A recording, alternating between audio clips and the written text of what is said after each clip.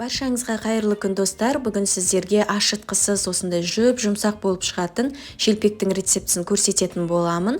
Өзіме осы рецепт өте қатты ұнады, және дәмі, иісі барлығы керемет күшті болып шығады. Міндетті түрде жасап көріңіздер. Ең бастысы уақытыңызды үнемдейсіз. Ол үшін бізге бір кружка айран қажет. Осы айранымызға бір шай қасық ас содасын саламыз. Одан кейін бір шай қасық тұзымызды саламыз және бір ас қасық қант қосамыз.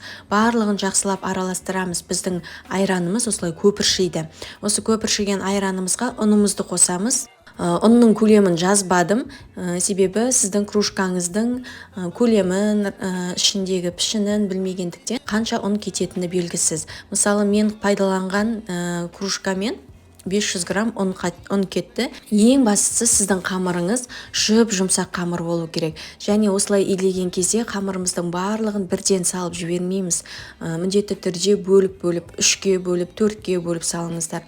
Барынша қамырларыңыздың иінін қандырып тұрып, ұзақ араластырып илеңіз. Сол кезде сіздің қамырыңыз жұмсақ болып шығады. Қамырымызды илеп болғаннан кейін осындай пакетке салып қоямыз. 10-15 минут тұрғаннан кейін бірнеше бөліктерге бөліп кесетін боламыз.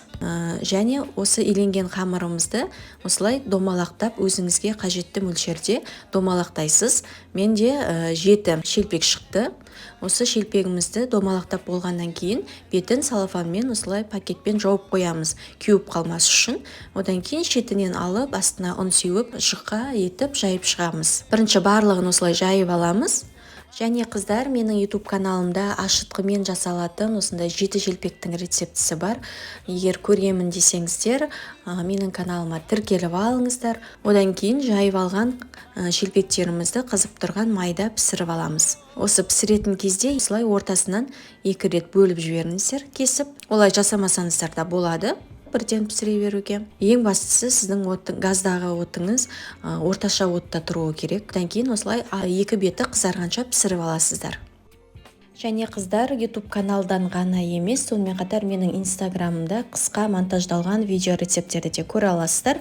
Ол жаққа да өтіп, подписка жасап кетуді ұмытпаңыз. Мінекей қалыңдығын көріп тұрсыздар. Орташа қалыңдықта пісіріп аласыздар. Қамырын илеген кезде жұмыртқа қосып жіберсеңіздер де болады.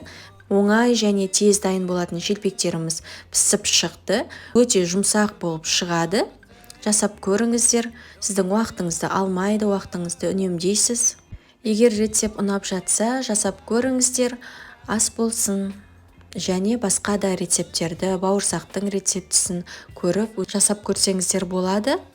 Және каналыма тіркелуді ұмытпаңыз. Осы сілтеме арқылы басқа рецепттерді көре аласыздар.